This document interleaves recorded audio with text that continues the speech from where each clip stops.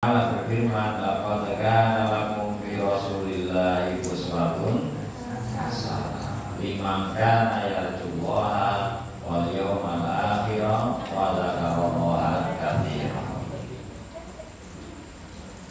Pasti ingat ayat ini.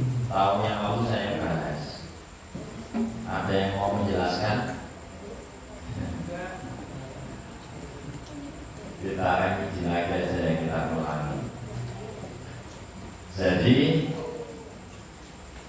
selama ini kita selalu berselawat kepada Rasulullah. Selama ini kita selalu gembor-gembor mahabbah kepada Rasulullah. Kita selalu mengatakan cinta kepada Rasulullah. Buktinya apa? Buktinya aku selawatan. Buktinya aku selalu berselawat. Buktinya setiap hari Ahad ada berjanji di musola, hari Jumat saya ikut berjanji di pondok dan sebagainya. Lalu kita mengklaim kita ini adalah orang yang paling cinta dengan Rasulullah Shallallahu Alaihi Wasallam. Boleh nggak kayak gitu, Bu? Boleh. Tapi ini masih sholawat qauliyah. Yang kita ucapkan ini, yang kita sedang bersolawat itu masih lisan kita, masih qauliyah kita. Yang memang lebih baik daripada tidak bersolawat. Namun karena kita sudah ngaji, karena kita ini sudah belajar, apalagi kita sudah semakin mendekat kepada Allah dengan jalan tarekat, maka maqam sholawatnya pun harus meningkat. Tidak bisa kita hanya sholawat lewat lisan kita saja, maka perbuatan kita juga harus bersolawat. Saya pernah cerita saat rombongan santri Nur sama santri Milenium sowan ke pesantren Temboro. Ingat kalian? Tapi yang ikut ke Temboro dulu kan? Nah, yang kecelakaan itu ya. Ada satu mobil L yang santri Milenium kecelakaan. Masuk rumah sakit, urusan polisi dan sebagainya selesai, Gusma tetap lanjut ke Temboro. Begitu nyampe Temboro, namanya santri dengan segala tingkah lakunya, polanya, rame, lari-lari sana kemari, dimarahi sama pengurus, dimarah-marahi. Dengar itu Gusma langsung ngobrol sama orang-orang yang marah-marahan. Pertanyaan itu sangat sederhana. Katanya di situ sudah selamat ya? Oh iya, kami selalu berselawat kepada Rasulullah SAW. Oh gitu. Seminggu berapa kali? Hampir tiap hari kami berselawat. Itu selawat kepada siapa? Ya kepada Rasulullah. Masa kepada siapa? Oh, begitu ya orang selawat. Loh kenapa? Apa masalahnya? Sholawatmu hanya di lisan, tapi perbuatanmu belum bersolawat. Kok bisa? Mereka anak-anak itu kasih Rasulullah. Mereka itu anak-anak al-hamid, tapi kamu tidak bisa memberikan kasih sayang kepada mereka. Hanya ucapannya sholawat, tapi tidak bisa mencintai para kekasih-kekasih Rasul. Dan sebagainya. Nah ini hanya sekedar salah satu contoh bagaimana kalau kita ini kadang-kadang hanya bersoal lisan kita, tapi bukti cinta kita kepada Rasulullah belum terbukti. Kembali kepada ayat yang saya baca, Bapak Ibu semuanya. Sering kita mendengarkan ayat ini setiap bulan Maulid. Laqad kana lakum fi Rasulillahi uswatun hasanah. Sesungguhnya telah ada pada diri Rasulullah suri tauladan yang baik bagimu. Yang baik bagi siapa? Bagimu itu berarti bagi siapa? Bagi kita. Oke. Lalu kenapa selama ini tidak semua dari kita mampu mentauladani Rasul? Ternyata memang orang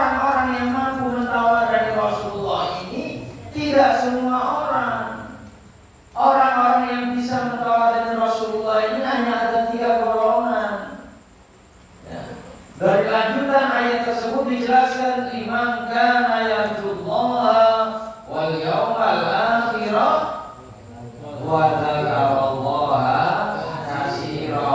Tanpa tiga alat ini mustahil orang itu bisa mentawadani Rasulullah. Karena Allah sendiri sudah jelas bahwa ketauladan Rasulullah itu hanya untuk ini, lanjutan ayat itu. Selama ini kalau kita dengar ceramah dipotong sampai situ toh. Jarang dijelaskan siapa liman kana yarjullaha wal yawmal akhir wa dzakarallaha katsira. Maka syarat pertama kalau kita ingin mentawadani Rasulullah, pertama amal ibadah kita harus naik makomnya menjadi yarjullah, hanya mengharapkan ridho Allah. Ya. Kalau kita sudah yarjullah, sholat kita yarjullah, zikir kita yarjullah, baca Quran kita yarjullah, sedekah kita yarjullah, maka Allah itu ngasih ridhonya, selesai semua urusan kita. Ya. Nah, mari kita mengukur pada diri kita, sudahkah kita yarjullah? Caranya gimana mengukurnya? Coba ini pernah saya sampaikan juga. Ibadah kita, sholat kita, saat kita sholat, apa yang kita harapkan? Adakah imbalan yang kita harapkan? Saat kita sholat duha, adakah imbalan yang kita harapkan dari sholat duha? Saat kita sholat tahajud, adakah imbalan yang kita inginkan dari sholat tahajud itu? Saat kita bersedekah, adakah imbalan yang ingin kita dapatkan dari sedekah itu? Rasulullah itu dijamin surga. Tapi kenapa Rasulullah itu sholat sampai kakinya bengkak? Padahal kalau Rasulullah itu udah masuk terjaga dari dosa. Berbuat dosa pun misalnya akan langsung diampuni sama Allah, tapi masih sholat karena Rasulullah hanya yarju, masih mengharap ke Allah. Nah, kita yang gak ada jaminan apapun, gak ada jaminan surga, gak ada jaminan diampuni dosa, ibadahnya kita masih mele-mele. Ya, sholat duha, sholat duha segini berlanjut. Aku ujian, ayo lanjut besok itu. Jadi kita ini masih transaksional. Wah, itu aku ini sedekah dan rezeki kan syarat. Soalnya aku sedekah kok oleh tambahan rezeki. Nah, berarti sedekah kita ini masih mengharapkan ridho Allah atau mengharapkan dunia? Dunia. Sholat duha masih mengharapkan ridho Allah atau mengharapkan dunia? Dunia. Karena masih ingin rezeki. Ya. Kita sujud berdoa, ya Allah, iftahna abwaaba jannah, bukakan pintu surgamu. Kita menyembah Allah, tapi yang diminta surga. Berarti belum tulus ikhlas Allah, masih pamrih surga. Kita ini makhluk menyembah kepada Khalik. Kenapa kita masih mengharap makhluk? Kita hamba yang menyembah kepada Tuhan, tapi kita juga masih menginginkan hamba yang lain. Surga itu hambanya Allah, makhluknya Allah. Neraka itu makhluknya Allah. Kita masih belum tegak lurus ke atas, bahasa sekarang orang politik ya, tegak lurus itu. Kita masih mencandakan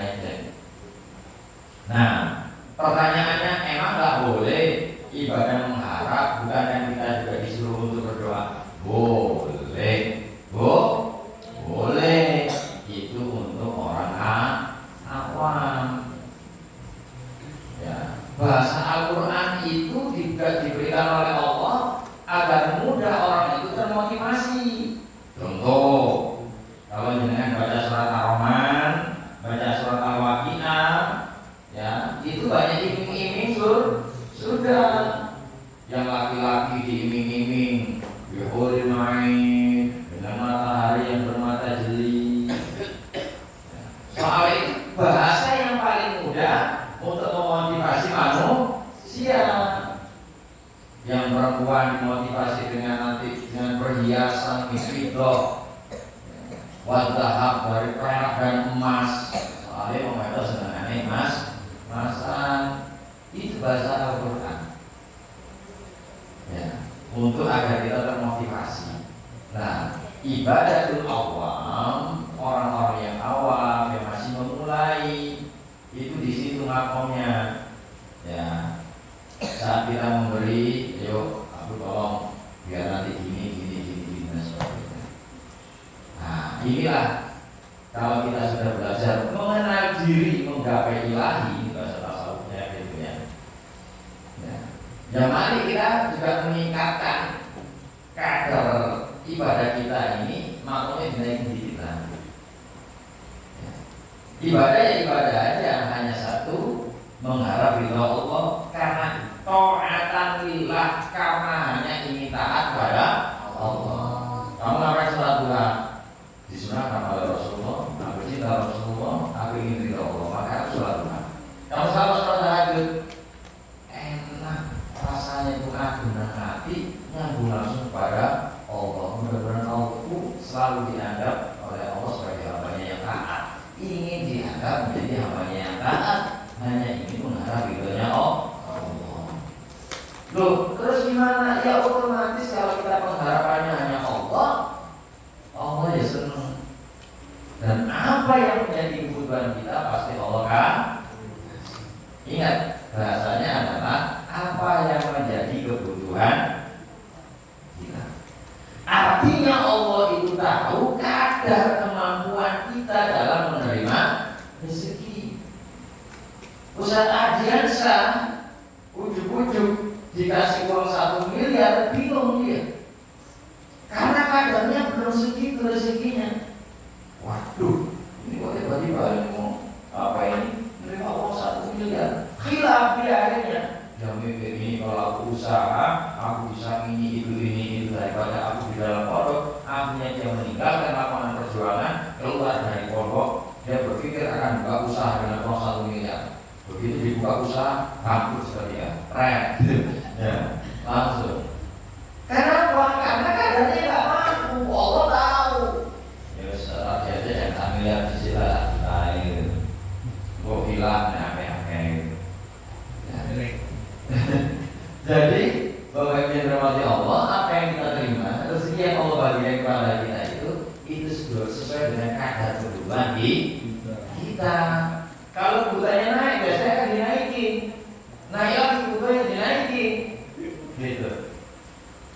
Santrinya sedikit, rezekinya sedikit. Santrinya banyak, rezekinya tambah banyak. Tambah nggak cukup, dikasih tanah lagi, bangun lagi gitu. Itu namanya sesuai dengan kadar. Nah, enaknya kalau kita lihat dulu, maka Allah itu akan menuntun kita, memberi kita sesuai kebutuhan kita. Tapi kalau kita masya ya Allah, walaupun sholat duha 12 rakaat tiap hari, walaupun sujud terbangun jenengan setiap tahajud, aku minta ini. Masya Allah melihat ini. Ya iya sih, layak kamu dapat itu saja nih yo. Tapi ini kayak itu kamu kira loh. Mosok, pokoknya Allah kalau ini. Karena habis mosok Gusti Allah pokoknya Gusti Allah Rahman Rahim diparingi beneran. Sih.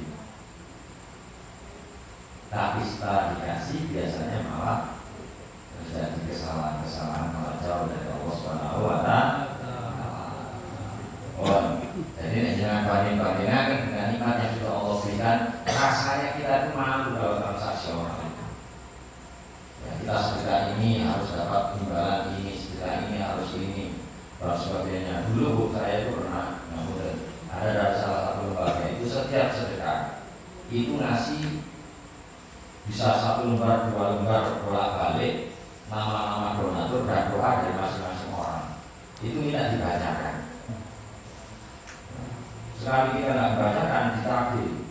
Gimana? Saya namanya lupa membacakan itu akhirnya. Nah, suatu saat saya kesempatan diundang untuk memberikan tausiah ini. Ya saya jelaskan ini. Ya, mungkin katanya sudah mau begini dengan masih perhitungan dengan Tuhan. Setelah itu nggak pernah itu lagi ya, nggak pernah kan ya, dilalu kita sekarang. Itu kenapa udah auto debet sebenarnya itu, tanpa minta doa, tanpa didoakan. Begitu nasinya dimakan anak-anak itu langsung bablas tuh, auto debet, gitu. Nah, jadi itu makanya nice. Yang kedua, wal yaumal akhir. Agar kita mampu mentawa dari Rasulullah, karena Rasulullah yang pertama itu hanya hidupnya hanya Rasulullah. Yang kedua, wa yaumal akhir, orientasinya hanya akhirat. Hidupnya orientasinya akhirat. Doanya doa akhirat. Doanya dibalik. Dia bukan doa minta rezeki yang banyak biar bisa beli rumah, biar bisa beli mobil, bisa untuk beli tanah, tidak. Tapi doanya dia, ya Allah, mampukan saya setiap bulan bisa sedekah 100 juta. Itu kira-kira kalau doanya diijabah, paling tidak itu jangan kantong berapa. Kan nggak mungkin 100 juta. Mau jenengan sedekahnya 100. Tapi tujuan jenengan itu minta sedekah 100 juta. Ya Allah, saya pengen bisa membantu pondok, bisa membantu orang-orang sekitar kami, ya Allah. Please ya Allah. Roda kosong ya Allah. Karena kalau ini pengen dan dimanfaat 100 juta mau cekak nomor sedekah sahuran. Jenengan sebenarnya bela-bela ngomong-ngomong. Akhir kalau Gusti Allah ya wis tak turuti sedekah 100 juta. Akhirnya Allah melihat si tak boleh kamu berdiri lagi. Nah, minta uang 1 juta kan wadahnya itu gede. Bu usaha yang dan sebagainya. Oh jadi juga sadar usaha yang awalnya kecil karena Allah mengijabah doa jenengan tapi ingin sedekah 100 dan tiba-tiba jadi besar. Tiba-tiba dapat proyek, tiba-tiba dapat ini itu dan sebagainya. Dalam 1 bulan jenengan orang 1 mil mengeluarkan 100 juta dari diri. Understand? Jadi ringan. Lo otomatis dengan nyekolnya duit ambilnya yang tadi nggak dengan sebut sekedar tanah, rumah, mobil bisa kebeli. Wasilahnya apa? Karena niatnya sedekah 1 bulan 100. Ini namanya orientasi itu lain. Nah, ini gara-gara pertanyaannya Mas Heri. Mas Heri ini adalah jamaah yang paling sering WA saya tanya Ustaz, tanya terus. Tapi saya senang karena dengan pertanyaan itu saya akhirnya belajar sih apa yang jamaah saya di kelas saya agak medis ya akhirnya. Ya, saya ditanya ya, kemudian terkait dengan amal jariah sama sedekah jariah. Apa bedanya amal jariah sama sedekah jariah? Kalau bahasa Arab, amal itu apa artinya? Perbuatan. Nah, maka kalau di masjid tertulis kotak amal itu salah. Yang benar apa? Kotak infak, kotak sedekah, bukan kotak amal. Kalau kotak amal berarti kotak perbuatan. Ini kalau kita bahas tapi udah salah kaprah, biarin aja. Jangan usah nanti jangan di masjid ini salah. Nggak usah, biasa aja. Nah, amal itu perbuatan. Amal jariah berarti perbuatan yang bisa melahirkan sedekah jariah. Jariah itu artinya jariah itu mengalir. Ya, salah satu perbuatan yang bisa mengalir kalau jenengan itu ngajari mantu jenengan masak. Masalah nggak bisa Bu, nggak ajari masak. Jenengan ngajari masak, gara-gara jenengan ngajari masak, bojone seneng masakmu enak deh, padahal dia ngajari ibu. Nggak disenengi terus dari ya, karena ilmu yang mana? Pak Yanto di perusahaannya membuat sebuah peraturan. Ya, mulai sekarang karyawan SPBU ini absennya di musola. Kenapa? Sholat duha. Jadi ceklok itu bisa begini musola, sholat duha ceklok. Nah, sejak itu semua karyawan ini jadi rajin sholat duha. Pak yang walaupun pensiun, budaya sholat duha di perusahaannya masih berjalan, ini namanya amal jari. Sampai Pak yang dosen peraturan masih berjalan diteruskan sama penerusnya masih dapat pahala jari. Ya, ini namanya amal jari. Ya, nggak bisa dimasukin kotak.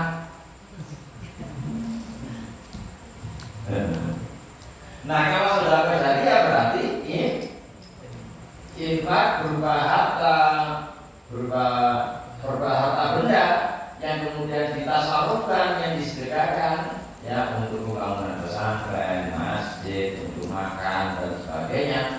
Ya, maka ini namanya sedekah jari. Langsung saya buatkan video.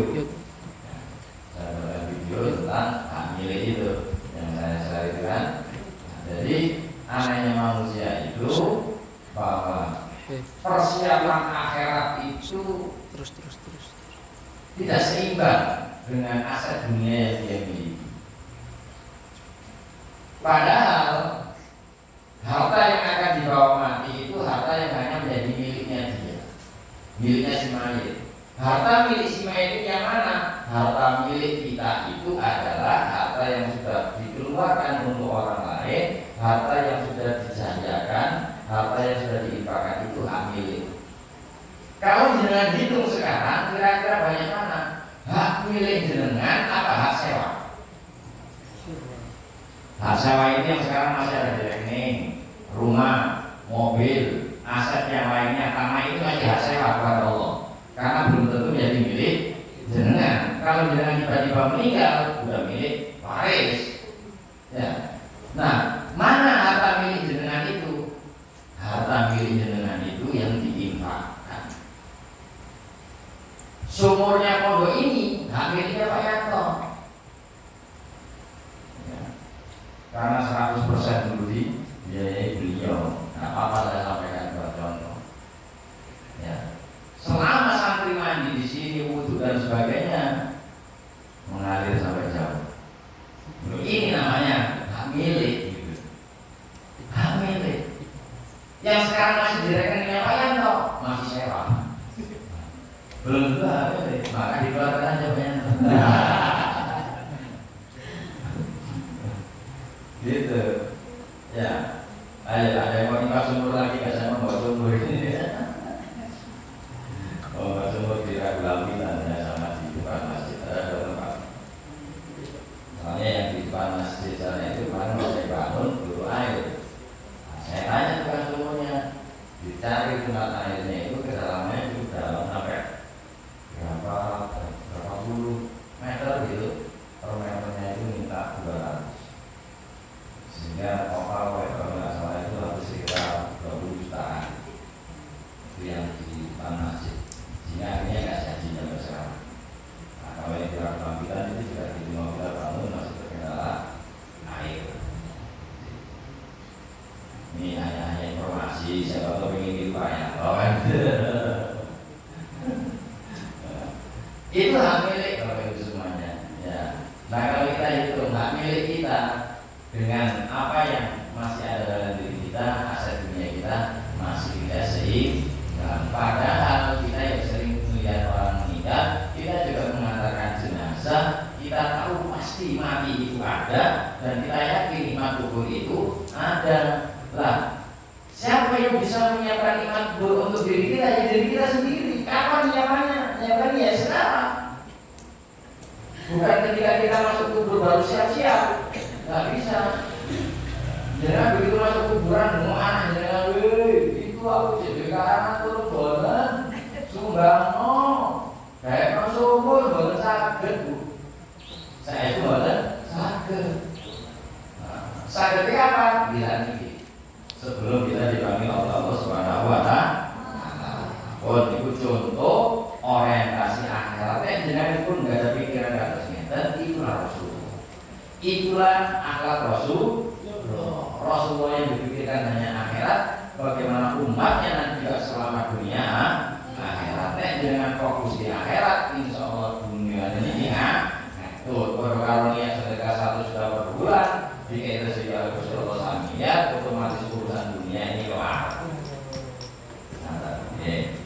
Buat yang terakhir yang ketiga, nek pengen jadi umat Rasulullah, nek pengen sakit mentawat dari Rasulullah, maka kuncinya adalah wadzakarallaha katsira, dzikir sing akeh. Kudu akeh dzikir. Ya. Dzikir itu apa ini? Bukan kalau sempat. Dzikir itu bukan hanya setelah sholat, tapi dzikir itu setiap saat. Ulangi ya.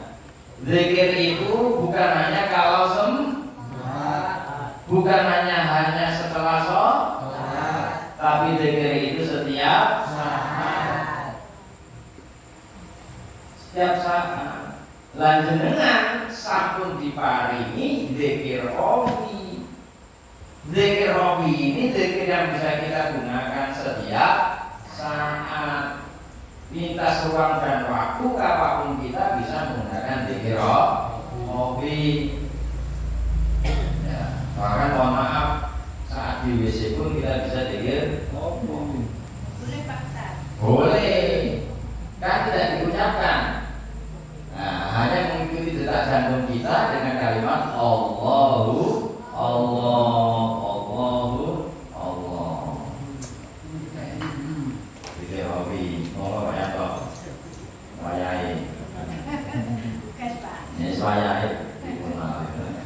Ini kudu yang ngaji tapi kudu tetap mulai ini dunia lali ibaratin itu dunia itu ojo lali. Nah biar baik untuk mengutamakan akhirat menderengah ngaji tapi nggak supaya urusan dunia karena itu menjadi ladang kita untuk akhir.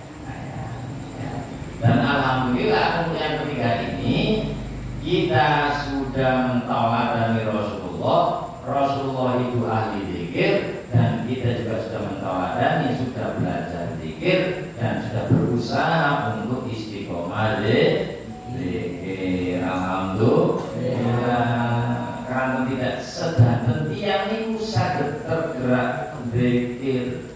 Dzikir itu kadang-kadang dianggap remeh-temeh kalau wong dzikir. Dzikir ya gak wajib.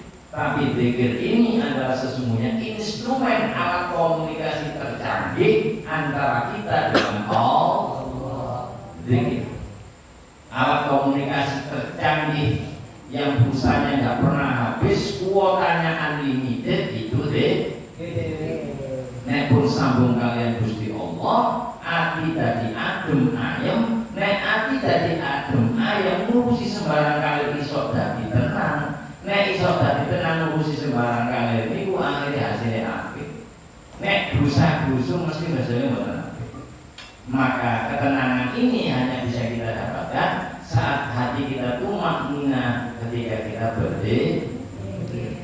Alhamdulillah di majelis ini jenengan semuanya sudah dikasih toolsnya, alatnya, yaitu dzikir yang kemarin kita sudah ditalkin lagi oleh Abah Andi. Alhamdulillah. Pun mohon terkait dengan ketauladan kepada Rasulullah. Nah, 3 hal ini yang harus kita perhatikan. Mari kita menjadi orang yang hanya mengharapkan ridho Allah. Orientasi hidup kita orientasi akhirat dan kita berzikir kepada Allah Subhanahu wa taala dengan sebanyak-banyaknya insyaallah selamat dunia akhirat. Amin ya rabbal. Sebelum saya tutup, saya memberikan pengumuman. Insya Allah besok subuh saya, Pak Haji Mas Rihan, Mas Pur, dan Mas Wawan akan ke Suryalaya menyerahkan susunan kepengurusan LPTDN Kabupaten Kudus dan juga GMPS Generasi Muda Pondok Pesantren Suryalaya yang ada di Kabupaten Kudus. Murmur. Nah, jenengan nek badhe nitip setunggal buku ijo, pun hitam,